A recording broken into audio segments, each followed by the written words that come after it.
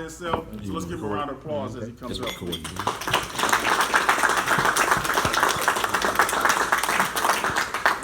don't know if I can pull that pose off again or not. Good morning to you all. Special thanks to Dana. I'll tell you what, it's a beautiful, we met, it's not been long, maybe 2 weeks now. And for me, it's empowering. Coming back to Clayton, I graduated in '98. I was with Mr. Hudson probably, I could say it's probably about 25, 30 years ago. It used to be the hood. Now it's not. It's over there right in front of it. Used to be the projects. I don't know if everybody's familiar with the project area of Clayton back in the early 90s. But we grew up there. Well, I grew up on Guy Road, but my grandma stayed out there. So I used to always see these girls hanging around that particular area. So my attraction wasn't you.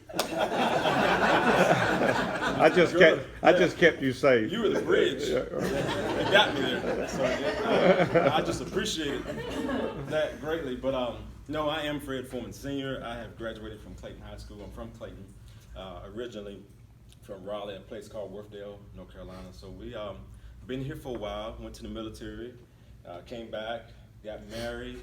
4 kids later, we moved to Arizona for a while, rekindled our marriage, come back home, moved to Archie Lodge now, which is right behind, well, y'all know Archie Lodge now, right behind Clayton. And so we're back there. I do a lot of events and everything in court holders. That's where I pretty much reside and do majority of my mentoring, majority of my get back, everything that God has pushed me to do. So, One Blood Movement of Unity. It's a beast. God gave me that one time when I was sitting there talking to my wife, and I said, look, we need to put a dinner together. And we're going to invite her family and my family, because we've been married for, at that point in time, probably 12, 14 years. And I said, look, we need to get them together because they've never been together. It's always been my family and her family, then Christmas, holidays, we go whichever way. And I said, let's bring them together. Let's do something just to unite them. And she said, great, that's cool. So I go back to sleep. I said, okay, God, I got it. Whatever your mission is, I got that. Wasn't it? It gave me another one. It kept pounding, and it got heavier and heavier. So I went back to my wife. I said, look, let's invite different cultures. Let's just invite a whole bunch of different cultures. Everybody bring their own dish. Because what brings people together the fastest? Food. So I said, let's bring everybody together. Everybody bring their own dish, and we just do a taste test. And when we do that, we find out what kind of culture, what kind of background they come from, and we get an understanding and get a learning of how they interact, why they interact, and what they do for how they live. So she said, cool, we'll do it, baby. I said, all right, great. Went back to sleep. Wasn't it? I said, come on, Lord, I can't, this ain't right. It's too heavy. Comes back, I was in the shower, and it just hit me like everybody else does. All your greatest ideas, all your greatest movements, some odd reason, come somewhere in the bathroom. Don't know how that works, but in the shower or the throne, whichever one you want to pick. But it just comes. And I was in the shower chilling, and God said, I want you to combat the biggest warfare against America, and that's racism. It hit me like a ton of bricks. I was like, not doing it. Can't. I'm not Martin Luther King. I'm not none of the great leaders, great civil rights. That's just not me, Father. Took me back down memory lane. I said, okay, what we got and why? In school, probably about, when we moved here from Raleigh, Worthdale is a place, it's a community that's full of dominantly black folks when I was growing up. So about 5 or 6 years old, we moved to Clayton. Clayton was just, when we got here in the 86 era, 85, 86, was just a few years after they tore the KKK sign, welcome to KKK town in Smithfield. So Johnson County, at that point in time, was still raw with racism, still built up, strong. Did I know anything about it at 6 years old? Nah, had no clue. I'm from a pretty much dominant black area. Never really seen white folks too much, seen a few white teachers. That's it. I never understood it. My best friend, mom, was white. To me, she was black. Had no idea. Didn't know, didn't understand it. Didn't never look at it that way. My father never taught me that way. Got to school. I went in, I'm the new kid on the block. they have the crayons on the table and everything. Everything's laid out the way the teacher designed it in first grade. So I go in there and I see the crayons. I gotta break the icing because I'm new kid on the block. I gotta do something different to bring me in. So I get the crayons. I put them up my sleeves. I'm gonna play a trick on the teacher. So if I play a trick on the leader, break the ice from her, I got everybody's attention. I'm cool. I'm good. Lace up. Everything is great for the rest of the year. Had a great idea. Didn't work out that way though. When I called her and said, "Teacher, I don't have my crayons." She came over and it's the desk. You know, the desk was just like this back then. They had a cubby hole, right? So she's taking everything out and really getting involved and just really looking all through the desk. And she's like, "I know I put the crayons here." So I took the crayons out my sleeve and I just tapped her on the shoulder. I said, "You looking for these?" And she looked at me with the greatest smile. I mean, it was beautiful, it was gorgeous. I mean, we had a great connection. And then all of a sudden that greatness dropped off when three little white girls stood and said, "Hey, no, that's stealing." And we don't do that here. Everything in me dropped. All my passion, all my desire to be great at that moment and to come in this classroom and do something different dropped. It wasn't the three white girls. It was the teacher that agreed after the smile. That's what got me. Three white girls were the same age as me. They didn't know. They had no idea. They just going off what our parents teach us. Makes sense? The teacher took something in, or put something in me that I knew for a shadow of a doubt right at the end. I never wanted any other soul to feel for the rest of their life. So I started growing. Didn't realize, I thought One Blood was created in 2014, 2015. One Blood was created when I was 6 years old. It started then. I became the class president in the 8th grade. Didn't know I was going to be a speaker at that point in time. The teacher came up and said, "Hey, you need to go to be the student body president." Cool, whatever you want to do. I'm cool. Does it get more girls? I'm in there. Let's rock it. So I'm writing out the speech, and I have no idea how to speak or nothing like that, but I realized then I was becoming a speaker, and I was becoming a leader. 9th grade, teacher walked up to me, one of my coaches, and said, "Hey, I need you to be a peer mediator." "Coach, I don't know what that is." He said, "Foreman, you be around the girls." "Coach, I'm in." Done deal. Decided I'm great. I'm good. Let's go get it. That's whatever we got to do, Coach. Became a mentor in 9th grade. Not realizing this. 12th grade, become high school. I was the homecoming king in high school. Leadership that kicked in. I knew I could unify people. A dominantly white school that I grew up in, I became homecoming king. I didn't realize God had put unity in my spirit until I was almost 35 years old. One Blood didn't start in 2016, it started in 1986. I was groomed. If you know an apple, you've ate an apple, the seed comes with the apple. So your gift is inside you when you get here. You just got to figure it out and how to groom it and grow it. One Blood is 3 parts. It's mentoring. That's the age group from about 6 to 12, 6 to 13. The second part is pretty much me doing the speaking and engaging people, bringing people in, teaching people diversity training, so we can get along, smile with each other, laugh with each other, and not fear each other because of the unknown. I love your smile. The third part is outside the box. It's making people know for a shadow of a doubt that we can defeat racism, we can combat it with a simple smile, without assimilation. I don't have to hate you because I don't know you.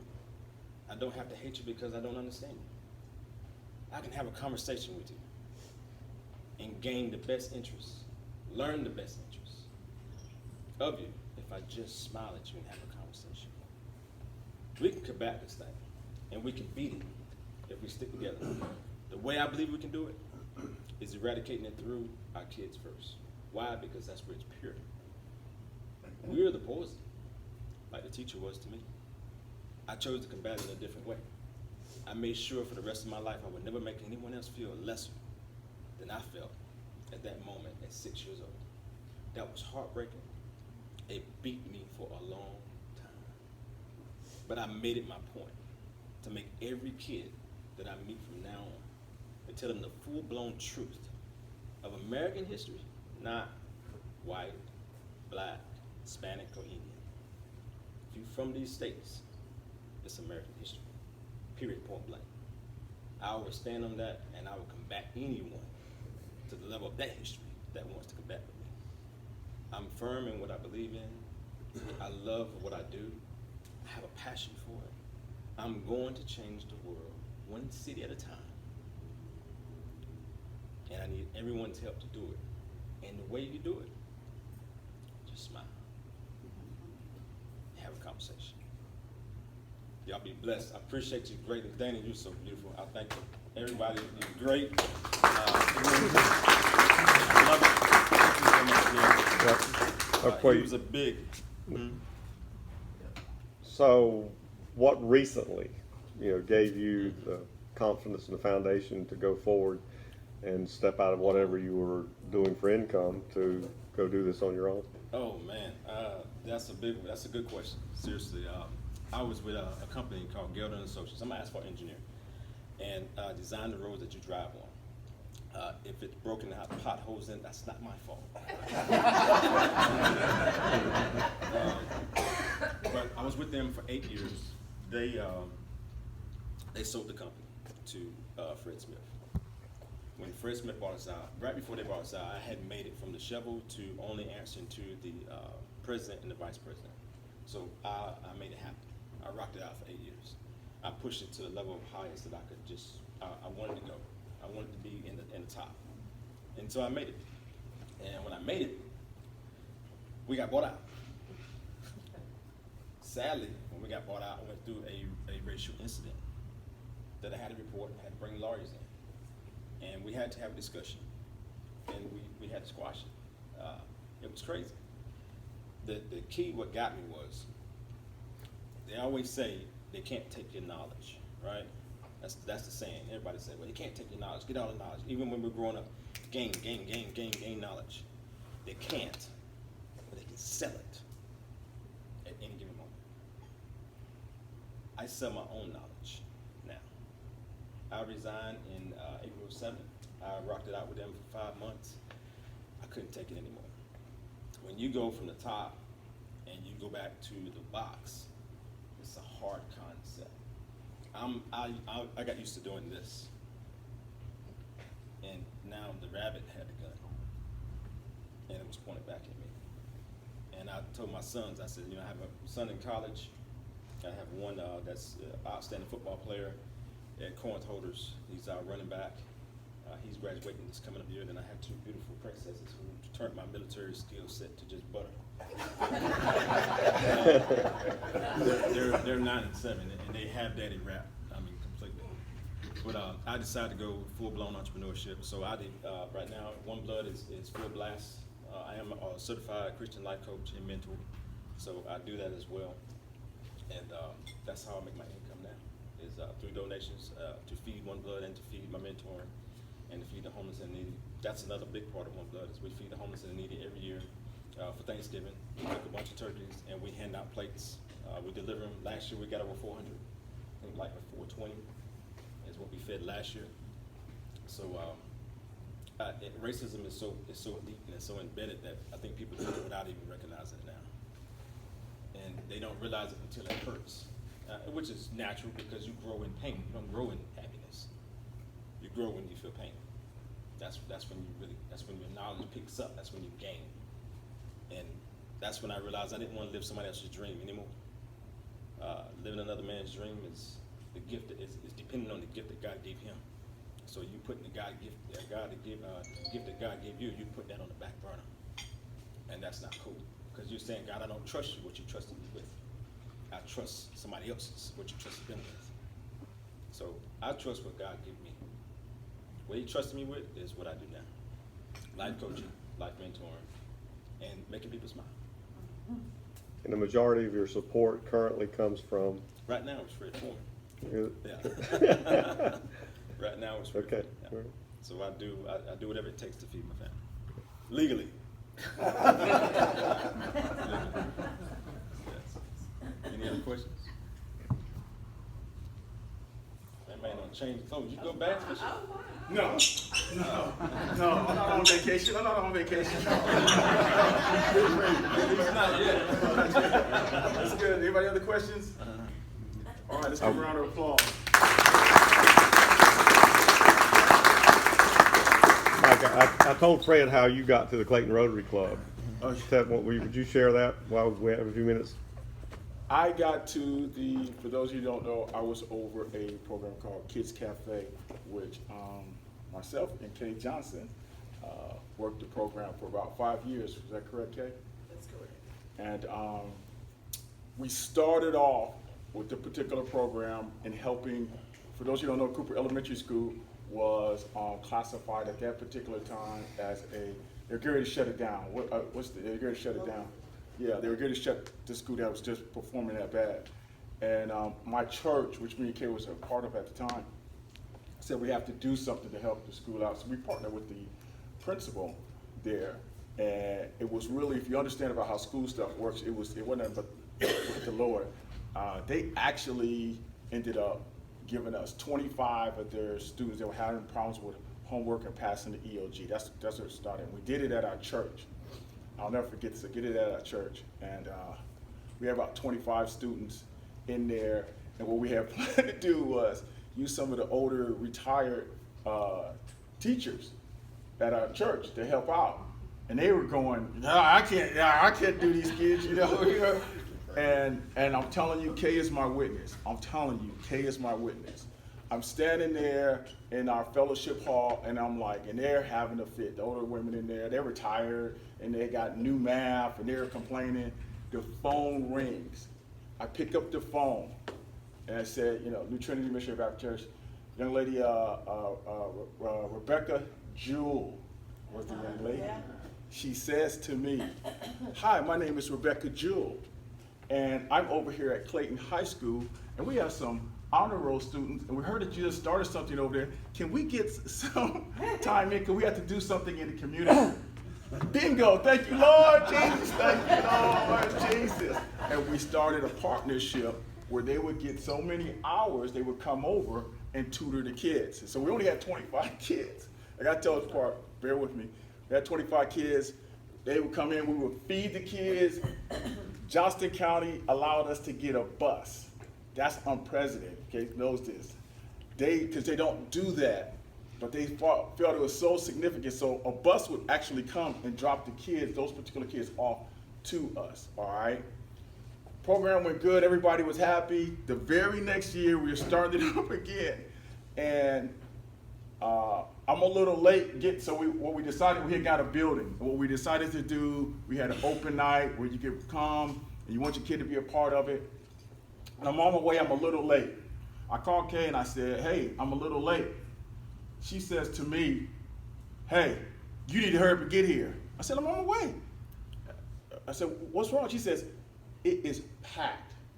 We have over 70, 80 people here, and they're kids. They heard about the program, and again, long story short, we ended up for the next 4 years, after that. Well, at that particular thing, and this was life-changing for me personally. As I'm out there, this packed, and a lady comes up to me, and she's almost in tears. She says, hey, I'm so happy that you guys can take my child. I'm so happy. She says that the child has, we really want to get in. I'm telling her, oh, man, I don't know who she is. I don't know. I just walk in, and she says, hey, because she needs the help, but we're going to provide the help. That's what Kids Cafe is here for. That's one of the things that we do, I'm doing it. She walks off. Not Kay, but our director at the time comes up to me. She says, hey, you just told her that we're going to take her daughter? I said, yeah. She says, her daughter has special needs. And we weren't set up for that. Right? We weren't set up for that. Again, Kay can attest to this, true story, right? I'm I'm looking saying, I ain't going back to that mom. She ain't in the program. So they're looking at me saying, okay, what we gonna do? I said, hey, we go back in that corner and we gonna pray. Lord, we did. And it was an amazing thing that had taken place, all right, taken place. And the girl and the kids just gravitated. The girl graduated this year. Wow. She graduated, and she's working at CC's Pizza, okay? Guess what the girl's name was? Michael. I'm not good at movies either. Fine. Faith. If you have a little bit of faith in something, Wow. it's going to take you to big places, and it did for us. The mom and the girl ended up joining the church. The girl sung in our choir, and we never can contest to this. The program, we didn't want it to be associated with the church, so we never pushed the church, but the mom was so overwhelmed, she wanted to be a part of our church, and little Faith sung in the choir. I watched Faith grow until the woman that she is today. So from there, as I was doing the program, those things and working with Kids Cafe, Lee Hudson hears about it and gets a hold of me. And he says to me, hey, we need guys like you. And I'm like, I don't know. He said, well, look, at least come into a program. He says, I know Kay for years. She spoke to you. So I said, okay. And I'm gonna be honest, all right, I was hesitant. And he kept telling me, he said, hey, I can't get a program just like he did. And everybody clapped and, it was good and all that. And after I was scared to leave, he kept saying, hey, you really need to be a part of this. He said, you really need to be a part of this. He said, I'm telling you, Rotarians love stuff like this. He said, they'll just put money, effort, volunteers on. And I was like, oh man, 7 a.m. in the morning, I just got out of the Marine Corps. I don't like getting up early in the morning while I was in there. So I said, all right, I'll join.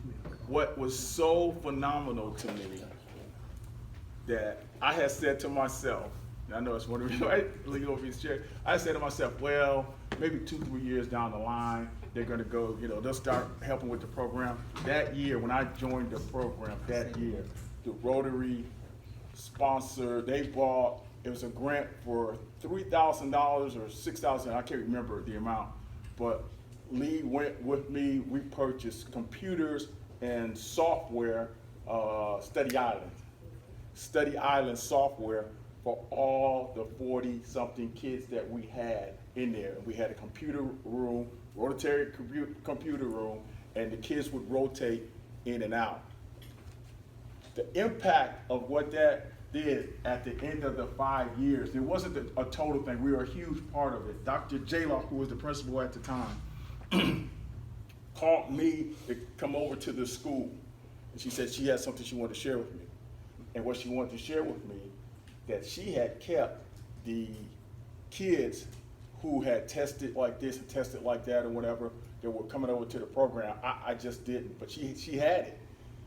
And the school went from where they were. She said that there was some other things they had incorporated too, so I want to make sure you know that. But also, we were a huge part of helping them. They missed, within 4 years, they missed being by like 1/10 of a point a school of distinction. So the program was huge. Rotary played a huge part by me saying, okay, you know what? I'm gonna go ahead on and check these guys out, right? And lo and behold, here I am, president.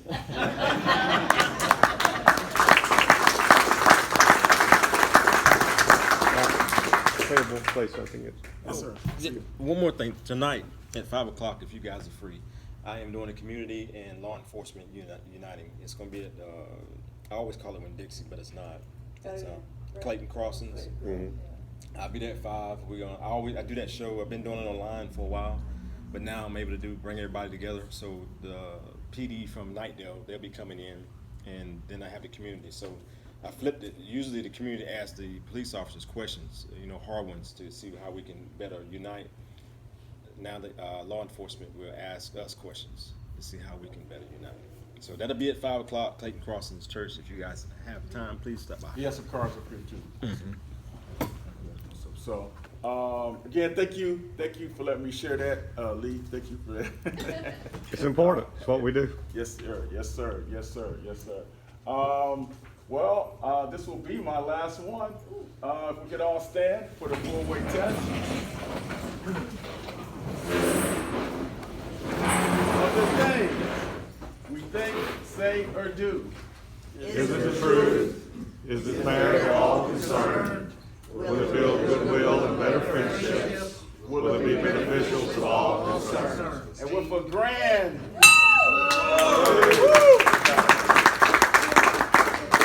Thank you guys in virtual land there. Thank you guys. Man, I appreciate you, man. How about that? Welcome to Rotary, man. Yeah, man. Thanks for what you do.